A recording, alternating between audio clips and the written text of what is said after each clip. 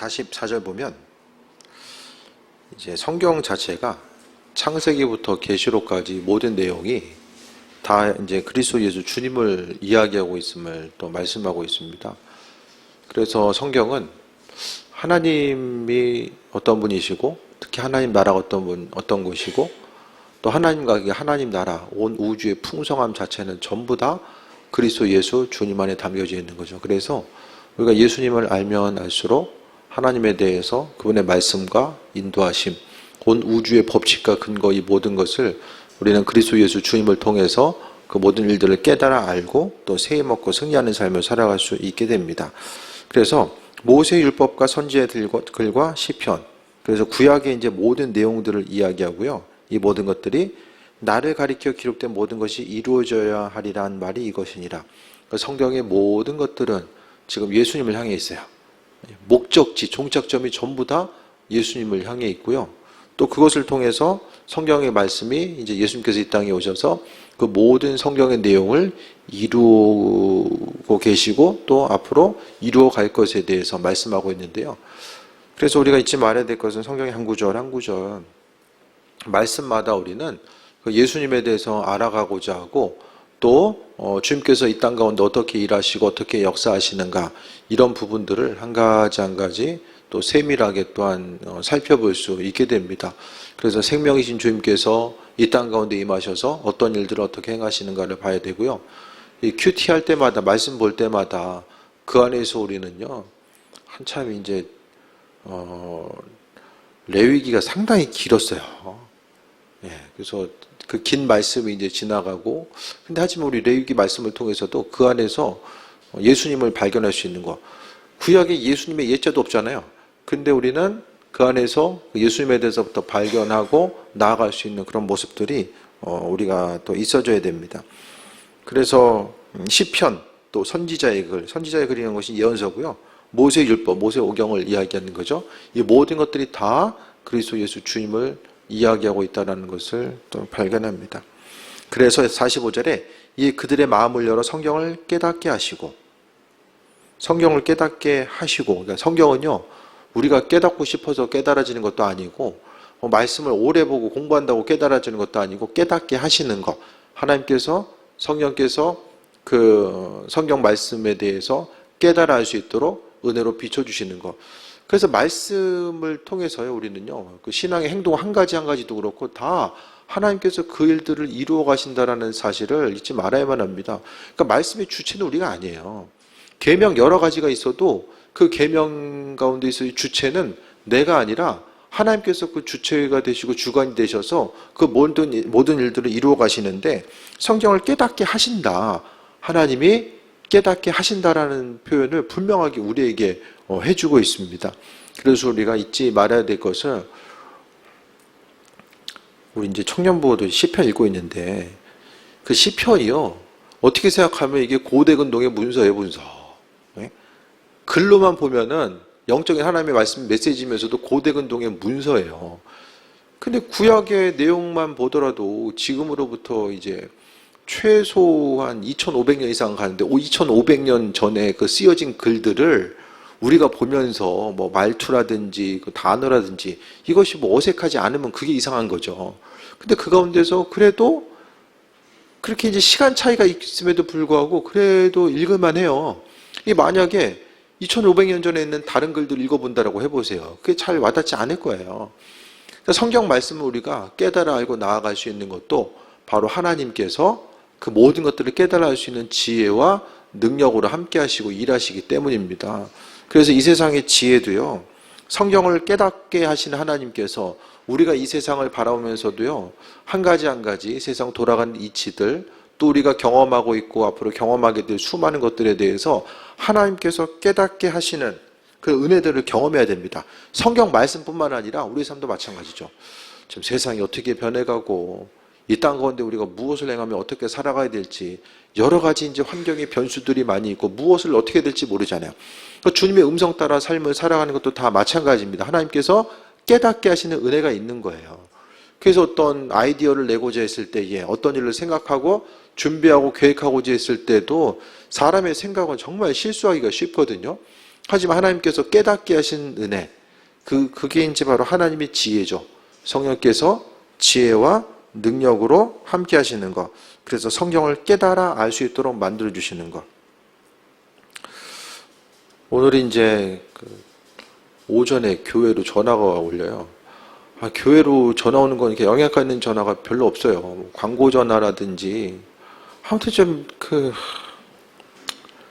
힘드신 분들이 주로 이제 전화를 가끔 이제 정신적으로 힘드신 분들이 이제 가끔 전화를 해요. 보면은 오늘 또 한 여자분이 이제 좀 목소리는 한 40대, 50대 초반 그 정도 돼 보이는데 그 마지막 때, 주님 오실 때, 휴거회 때 이야기하면서 그때 이제 사단의 자녀가 돼 있으면은 그거 지옥 가냐고 물어보는 거예요, 저한테. 그래서 제가 어디서 그런 말 들으셨냐고 물어봤더니 지금 자신의 상태가 그렇다는 거예요. 참 힘들다. 네? 먹고 살만한 사람들은 교회 전화 안 와요. 네? 안 온다니까요.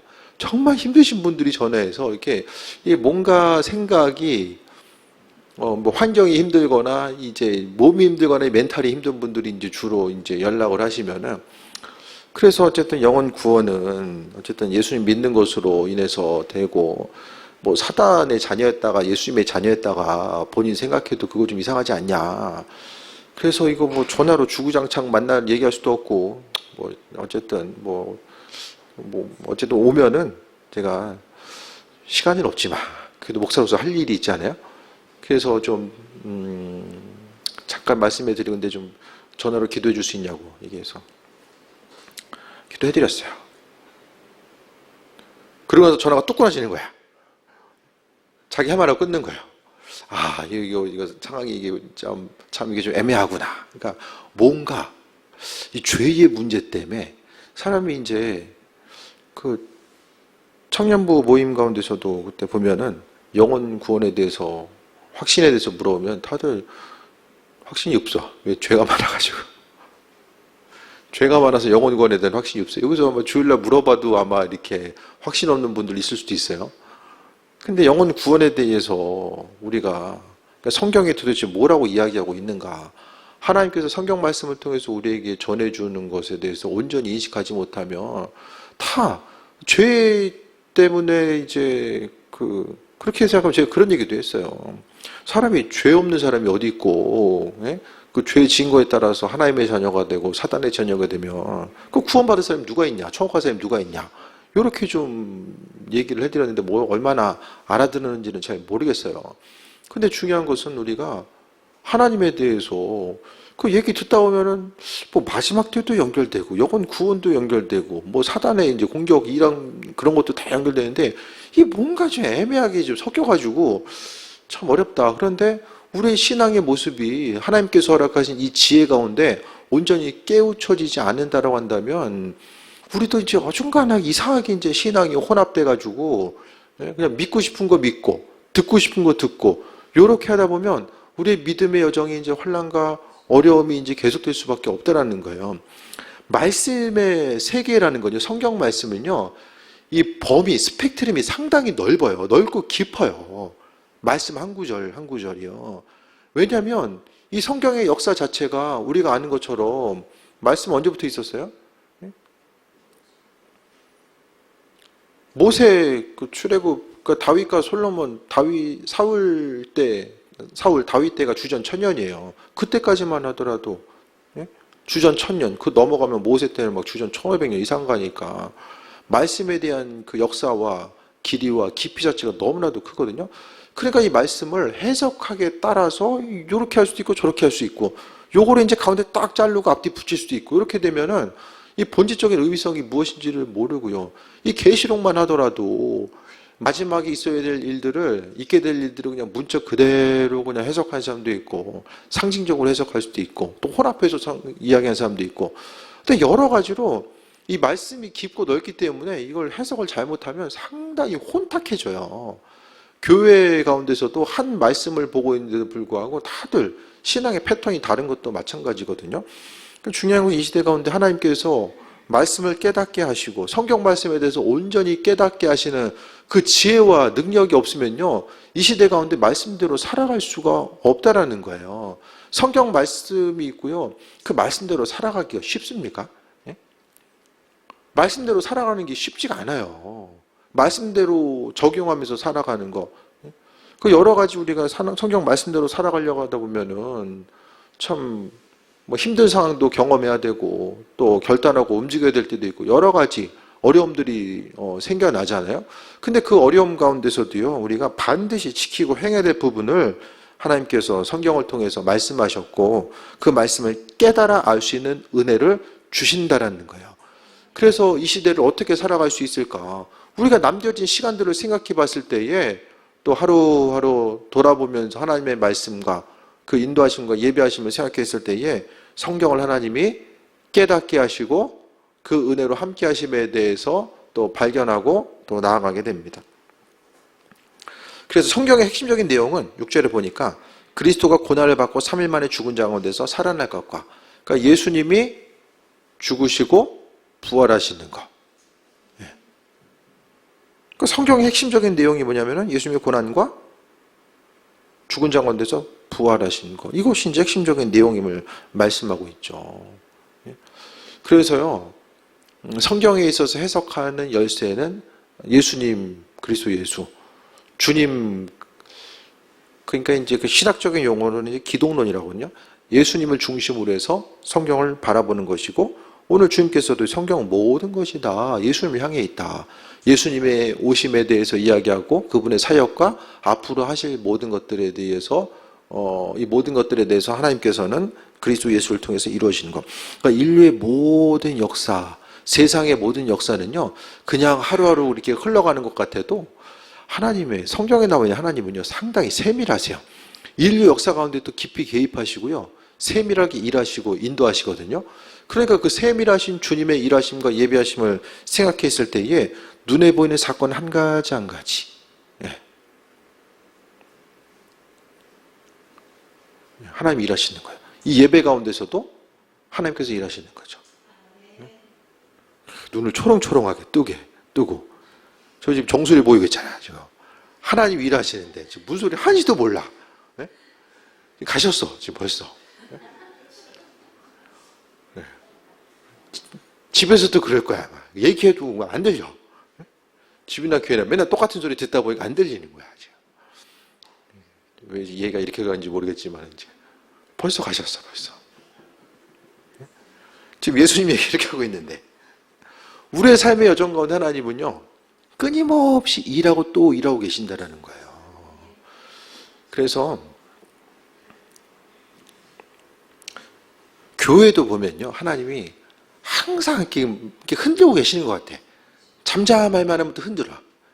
잠잠할 만하면 또 흔들어. 가정도 마찬가지인 것 같아요. 그냥 숨 쉴 만하면 또 흔들고 또 흔들고 계속 그냥 이쪽이면 좀 놔둬도 괜찮을 것 같은데 그런 생각 안 드세요? 그냥 살만 하면 또 하나씩 이제 기도 제목 던져주시고 또 기도하게 하시고. 저는 그래서 뭐 교회가 조금 부흥되는 것 같고 그래도 제가 얘기하잖아요. 이게 맘 놓을 데가 없다. 또 이제 주기가 오겠구나 하고 이제 생각하면은 또 이제 이렇게 이제 기도 제목들 한두 개씩 생기고. 그러니까 이렇게 역사 가운데 하나님이 그리스도 예수를 통해서 일하시고 우리로 하여금 항상 우리는 주님을 생각하고 그분의 일하심, 그러니까 주님과 함께 더불어서 삶을 살고 있으면 하나님이 깨달아 할 수 있게끔 만들어 주시기 위해서 자주 이렇게 흔드시는 것 같아요. 흔들어요.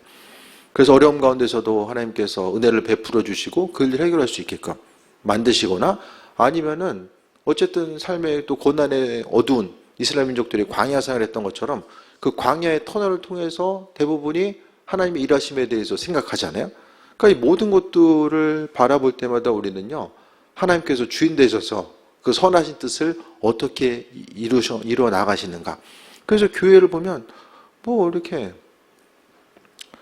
참 조용할 날이 없죠. 여러 가지로 보게 되면 뭐 사람이 열심히 모여서 있는 것 같아도 좀 지나면 없어. 더 없는 것 같아도 지나보면 또 어디서 또 와 있어. 이 모든 은혜들이, 그게 은혜죠. 우리의 인생을 때로는 기도 제목이 있다라는 게 어려울 때도 있지만 그래도 하나님이 순간순간 우리가 하나님의 은혜가 아니면 살 수 없다라는 것을 깨달아 할 수 있도록 만드시기 위해서 그분의 존재감을 나타내시기 위해서 참 여러 가지 어려움 주실 때도 있지만 우리의 생각 같아서는 굳이 뭐 그렇게 존재감을 나타내지 않으셔도 그냥 우리가 알아서 잘 이렇게 믿음 생활을 할 것 같은데 일상의 영역을 보면 그게 또 쉽지 않은 모습임을 이야기합니다. 그래서요, 성경의 모든 것들이 주님의 죽으심과 살아나심, 또 41절에 보면 그의 이름으로 죄사함을 받게 하는 회개가 예루살렘에서 시작하여 모든 족속에게 전파된 것이 기록되었으리다. 죄사함의 회개, 그러니까 우리의 죄는 예수님 없이는 해결이 안 된다는 거죠.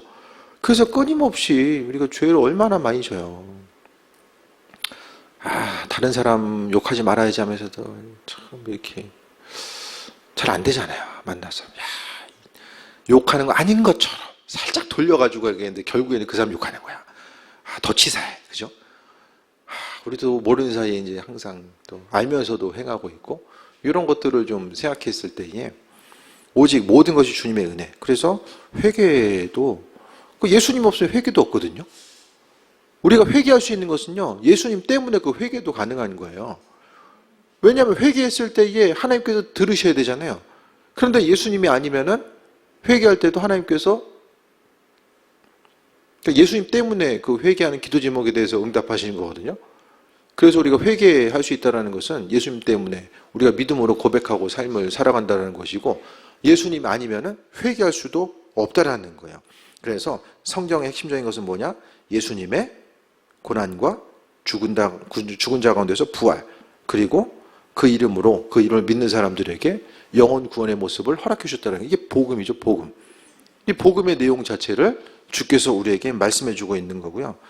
그 핵심적으로 너희는 이 모든 일의 증인이다. 제자들에게 성경의 전체적인 이야기가 그 예수님 자신을 향해 있다는 것과 그 일들에 대해서 우리가 증인이라는 거예요. 그래서 복음 전파의 사명도 무엇입니까? 우리가 먼저 예수님을 경험하고 그 경험한 예수님을 세상 가운데 나타낼 수 있는 그 은혜와 충만함이 우리의 심령 가운데 있어줘야 되는 거죠. 그래서 믿음으로 삶을 살아간다는 건 뭐냐면요, 하나님께서 주인 되셔서 그 일들을 우리를 통해서 일하시는 거예요. 물론 하나님이 꿈을 통해서도 많이 일하시지만 대부분에 있어서 우리의 입술의 고백을 통해서 하나님이 일하시고 역사하십니다. 그래서 모든 일이 증인이다. 우리가 예수님에 대한 증인으로서의 삶을 살아가야 되는 거예요. 그 증인의 삶을 살아가려면 그분을 보고 듣고 경험함이 먼저 있어줘야 되죠. 그래서 우리로 하여금 그 기도 제목에 대해서 응답하시거나 또 하나님의 함께 하심에 대해서 우리에게 비춰주신 이유는 뭐냐면 우리로 하여금 증인되는 것. 그래서 성령 충만함의 역사도요, 결국 복음 전파의 순간 가운데서 복음을 전하는 이들에게 하나님과의 그러니까 말씀을 전하려고 하는 이들 가운데서는 하나님께서 더 큰 은혜와 충만함으로 더해주는 거죠. 이 군대도 보면은 그 새로운 무기가 이제 딱 개발이 되면 저기 휴전선 근처 가까운 데부터 이렇게 보급이 되잖아요. 새로운 거 해가지고 쫙 부산부터 지급하지는 않을 거란 말이에요. 왜냐하면 급한 일 있으면 싸워야 되니까.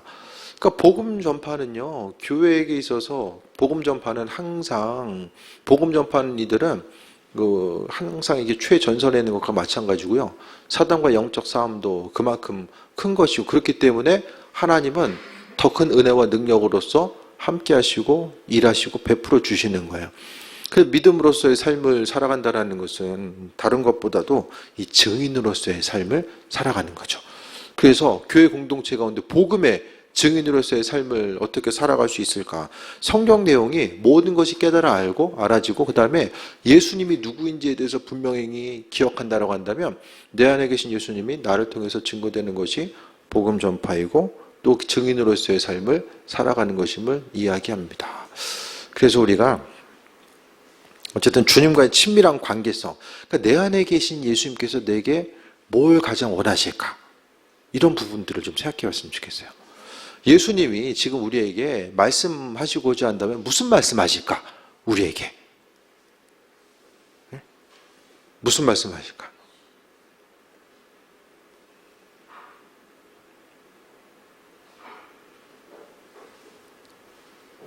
그러니까 생각을 해보세요. 주님은 말씀하시고 또 말씀하시는데 도대체 무슨 말씀을 우리에게 계속해서 하고 계실까? 하나님께서 주시는 그 지혜와 능력, 그 말씀하심이 뭘까? 그래서 중요한 건요, 뭐 여러 가지가 있겠지만 내 안에 기쁨이 있어야지만이 증인된 삶을 삽니다. 그 주님의 제자들이요, 막 힘들고 어려운데 억지로 예수님의 제자들 파송하시면서 너 이거 안 하면 지옥 간다? 이렇게 말씀하신 것이 아니잖아요. 제자들이 스스로 은혜를 체험하고 또 나아가서 이제 그 고난이 있을 것에 대해서 예수님 다 말씀하셨거든요. 베드로에게도 제자들에게도 이후에 그들이 복음 전하는 삶을 살고자 했을 때에 경험하게 될 아픔과 어려움들에 대해서 분명히 말씀하셨어요. 그럼에도 불구하고 그들은 나가서 증인된 삶을 살고자 한 거죠. 그래서 무엇보다도 우리가 내 안에 있어서 예수님은 기쁨, 내 안에 기쁨이 있어야지 복음도 전하고 예수님으로 인한 행복함이 무엇인지를 내가 알아야지만 나가서 전하던 삶을 살잖아요. 아니 예수님 때문에 뭐 나도 기쁜 것도 없고 뭐 아무것도 없는데 나가서 주님에 대해서 이야기할 수가 없잖아요. 내가 좋은 게 있으면 제가 가끔 말씀드리잖아요. 좋은 게 있으면 내 안에 좋은 게 있으면 나누고 싶잖아요. 나누고 싶잖아요. 스스로의 삶이 어떤 건데 좋은 거인데 뭐 나만 쌓아줄 수는 없잖아요. 그 나누는 거. 예수님에 대해서도요. 그러니까 복음 전하는 사람은요. 거의 대부분이 주님부터 은혜를 경험한 사람들, 예수님으로 인한 기쁨이 무엇인지 경험하는 사람이 전하는 거죠. 근데 복음 전하는 사람 삶이 이제 힘들다 보니까 내 안에 계신 주님을 나타내고 전하는 데 있어서의 부담감을 가지고 그 예수님이 우리 인생 가운데 마치 막 부끄러운 존재가 된 것처럼 예수님 우리에게 뭐 숨겨야 될 존재 그게 아니잖아요. 시대적인 흐름과 어떤 그 탈종교화 현상이 점점 더 이루어지는 것 가운데서 우리가 삶을 살아가게 되는데 그게 아니라 하나님은요. 사람들이 인정하든 안 하든 하나님은 주인 되셔서 세상을 창조하시고 그 세상을 믿는 한 사람 한 사람을 통해서 역사하시고 이루어가시고 하나님의 크신 사랑과 인도하심과 예비하심을 우리에게 날마다 여전히 비춰주고 계심에 대해서 잊지 말아야만 합니다. 그래서 내 안에 기쁨에 대해서 주님께서 먼저 말씀하실 것 같고 그 다음에 이제 복음 전하는 삶을 살 것에 대해서 이야기하지 않을까.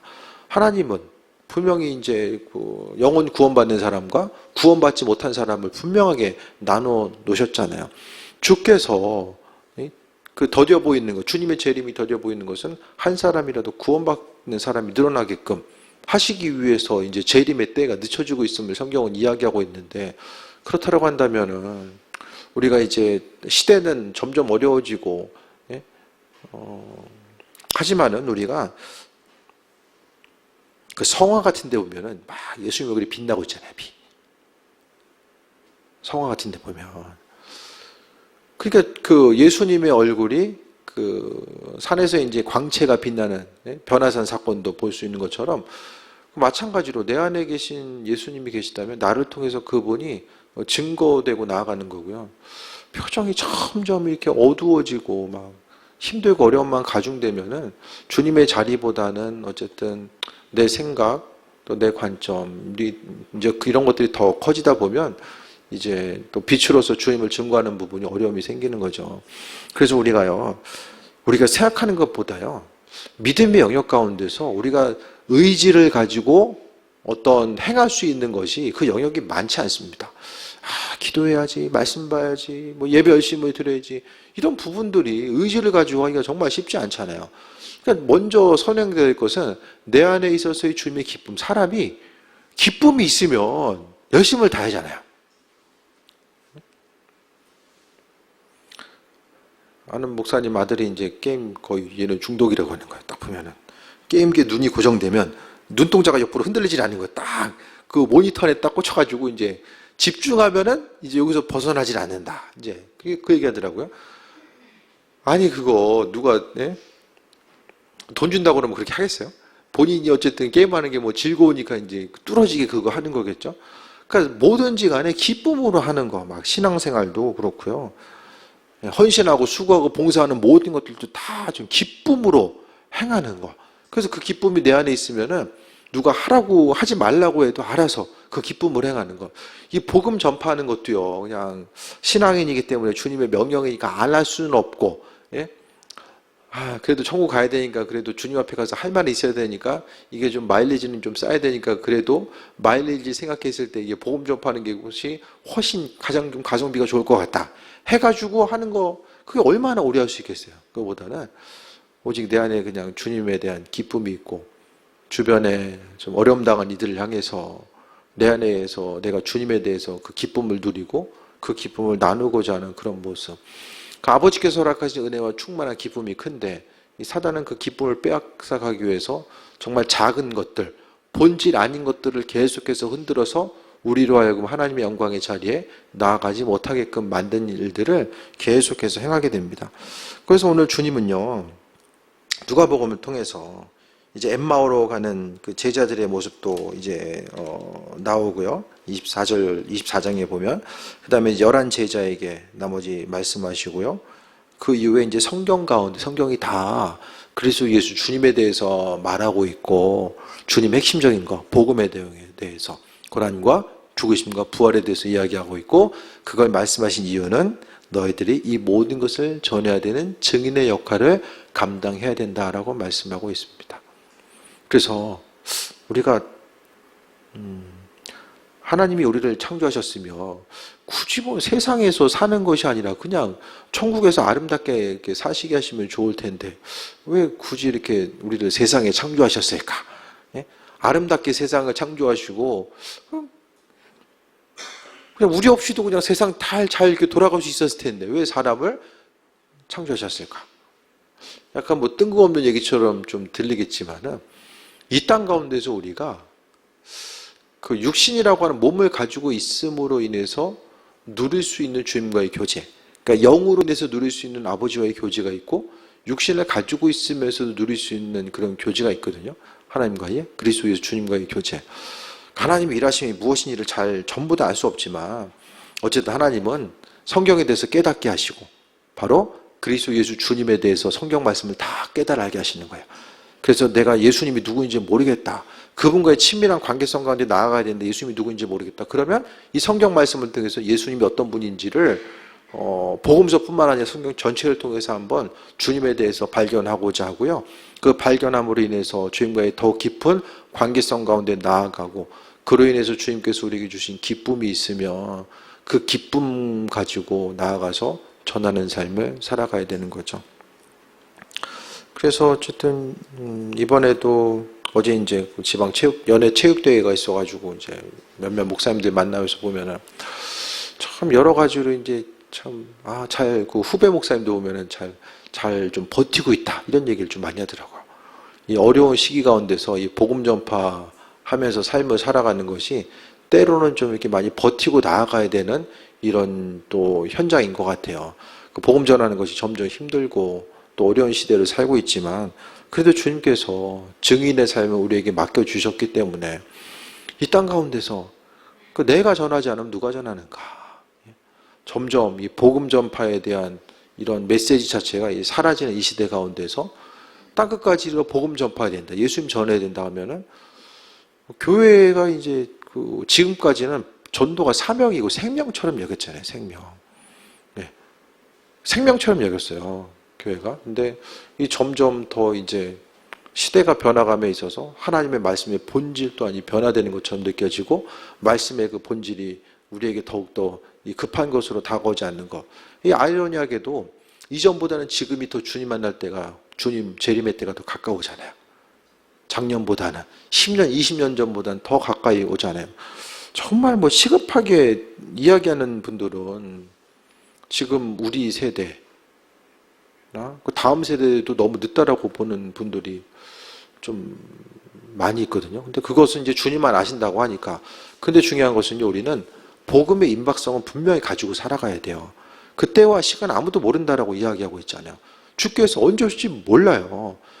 복음서에서도 보면은 사람들이 그 밭일할 때, 맷돌 갈 때, 막 밭일할 때, 일상생활이 반복되고 있을 때에 갑자기 주님의 재림의 때가 임하는 것으로 나타나게 되거든요. 그래서 잊지 말아야 될 것은 그래도 점점 더 이제 힘들고 어려운 시기, 이 시기 가운데서 생명이신 그리스도 예수를 우리가 경험하고 그분 때문에 어려움들이 있다라고 할지라도 그분으로 인하여서 세임 얻고 승리하고 내 안에 있어서의 기쁨이 넘쳐야지만이 그 증인으로서 다른 사람들에게도 선한 영향력을 나타내면서 우리가 살아갈 수 있다는 거예요. 그래서 먼저는 주님은 우리가 가장 예수님 때문에 기뻐하는 귀한 삶을 살기 원하시고 이후에 그 기쁨을 나누는 복음을 전할 수 있는 그 전파자의 삶, 증인의 삶을 살기를 원하셨음에 대해서 잊지 말고 날마다의 삶의 여정 가운데 우리를 증인으로 삼아주신 것. 너 보고 들었지? 그럼 나가서 그대로 전해야 돼. 크신 은혜로 주신 이유가 증인의 삶을 살려고 하나님께서 허락해 주신 거예요. 때로는 삶을 살아가면서 골짜기가 깊어가지고 깊은 낭떠러지, 골이 깊으면 그만큼 더 아프고 힘들 수 있잖아요.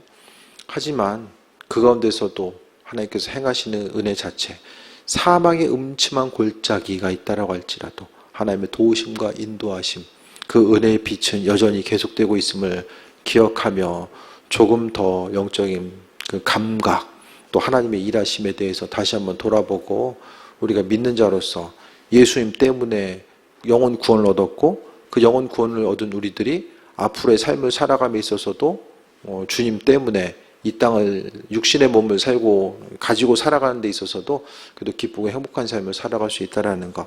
성경의 모든 것이 그 가리키고 있는 것이 바로 그리스도 예수 주님을 향하고 있다는 것을 인식하시고 성경을 읽을 때마다 그리스도 예수 주님 생명과 보물과 같은 그분을 발견하고 정말 그 광맥에서 금을 캐는 것 같은 그런 주님에 대한 깊은 소망감 가지고 말씀을 바라보시고 또 증인으로서의 삶을 살아가는 귀한 삶 되시기를 축원드립니다. 기도하겠습니다. 아버지 은혜 감사드립니다. 말씀을 보고 듣고 접할 때마다 생명 되신 그리스도 예수 주님을 발견하게 하시고 또 말씀 가운데서 또 살아계신 주님과 교제함이 더해질 수 있도록 주관하여 주옵소서. 우리의 나약함, 믿음 없음과 연약함 모든 것 주님 알고 계십니다. 주님 새 힘을 더하여 주시고 아버지께서 하실 것에 대한 기대함과 소망감 빼앗기지 않게 하여 주시며 주님 만나는 그 순간까지 믿음 가운데 승리하다가 아버지 앞에 나아갈 수 있도록 은혜 베풀어 주시고 하루하루의 삶을 증인으로서의 삶을 살아갈 수 있도록 인도하옵소서. 예수님의 이름으로 기도드립니다. 아멘.